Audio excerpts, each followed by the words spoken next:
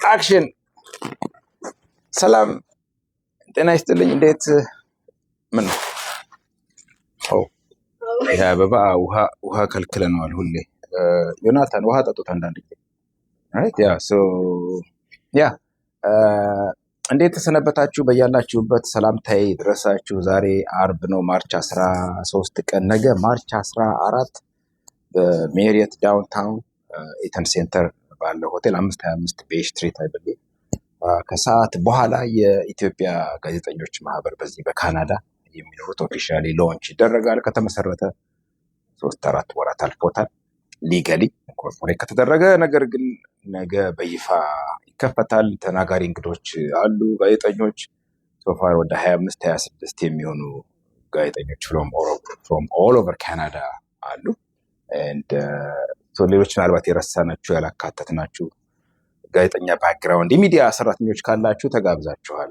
ነገ ብቅ ወደ ከሰዓት በኋላ ጥሩ ጊዜ እናሳልፋለን።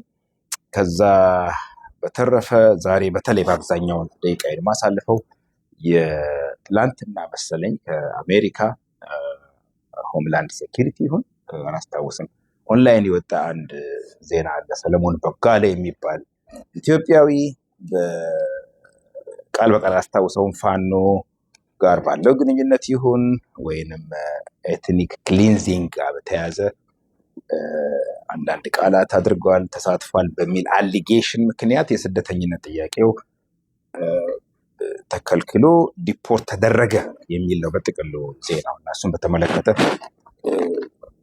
ጊዜ አጥቼ ነው እንጂ የተወሰነ 4-5 ፓራግራፍ ጽሁፍ እጽፋለሁ ብዬ ነበረ። ካደረሰኝ ዞሮ ጉዳዩ በቀጣዮቹ ዓመታት የሚቆይ ነገር ስለሚሆን እንጽፍበታለን። እስከዛው ድረስ ግን ከዚህ በፊት በተለያዩ አጋጣሚዎች ያነሳናቸው ጉዳይ ነው።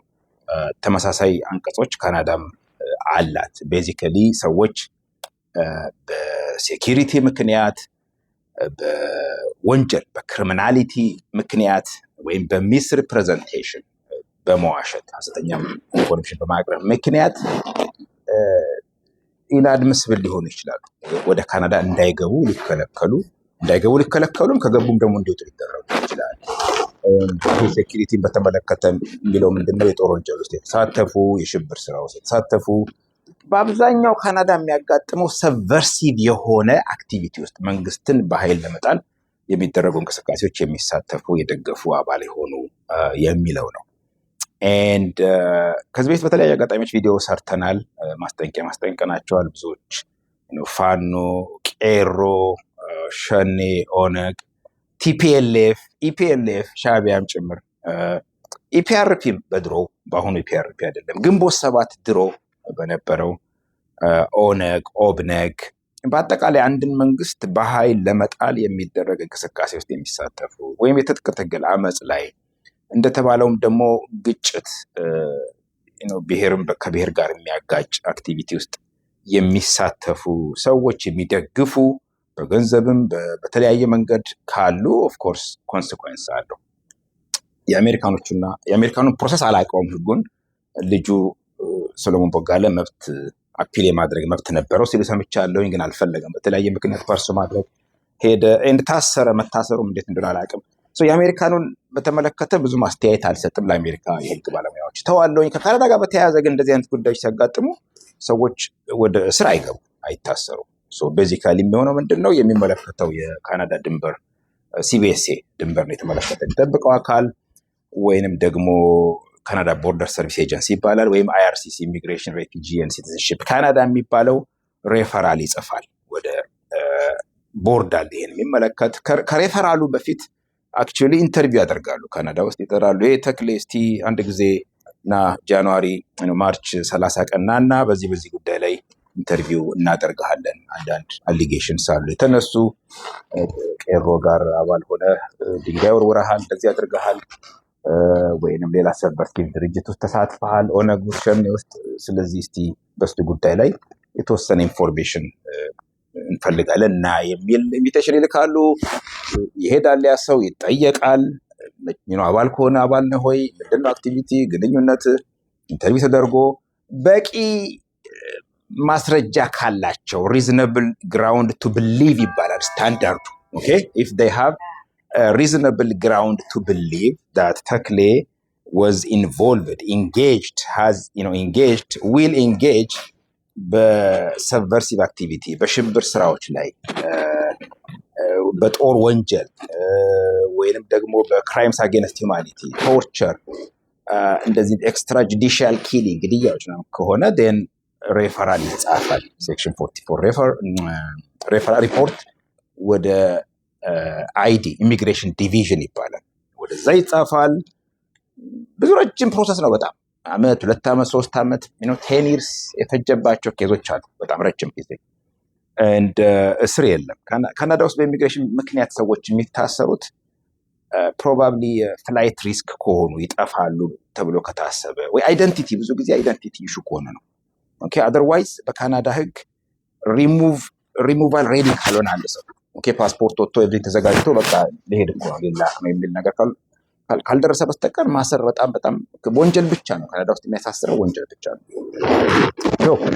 ቀርቦ ተከራክሮ ጠበቃ አቅም ካለው ራሱ ቀጥሮ አቅም ከሌለው መንግስት ቀጥሮለት ተከራክሮ ቢሸነፍ ይግባኝ ብሎ ብዙ ኬዞች አንድ ላይ አድርገናል። በዚህ አይነት መልኩ በነገራችን ላይ ብዙ ሰዎች ረድተናል። አሁንም እየረዳን ነው። በዚህ ረገድ ምንም ስጋት አይግባችሁ ማለት ነው። ኦፍ ኮርስ በተቻለ መጠን ሰብቨርሲቭ በሆነ አክቲቪቲ ውስጥ አትሳተፉ፣ አትግቡ። እሱን አናበረታታም። አንዳንዶቹ የሚስ አንደርስታንዲንግ ጉዳይ ነው። ለምሳሌ አንድ ሰው ቄሮ ሰልፍ በሚያደርግበት ሰዓት ወጥቼ ነበረ ሲል ቄሮ ቤት አቃጥሏል፣ ቤት አፍርሷል፣ ሰዎች ሲቪሊያንስ ደብድበዋል፣ የመንግስት መስሪያ ቤቶች እንደዚህ አድርገዋል። ዜርፎር ሽብር ስራ ነው፣ እናንተም እዛ ውስጥ የሽብር ስራ ውስጥ ኮምፕሊሲት ነህ፣ በዛ ውስጥ ተሳትፈሃል፣ ረድተሃል፣ አግዛል የሚል ነገር ሊቀርብ ይችላል። በዛ ምክንያት አሊጌሽን ሊነሳ ይችላል። ግን ነሰርሊ ቄሮ ሰላማዊ አስፔክት አለው፣ ደግሞ ሰላማዊ ያልሆኑ ኤሌመንቶችም ሊኖሩት ይችላሉ።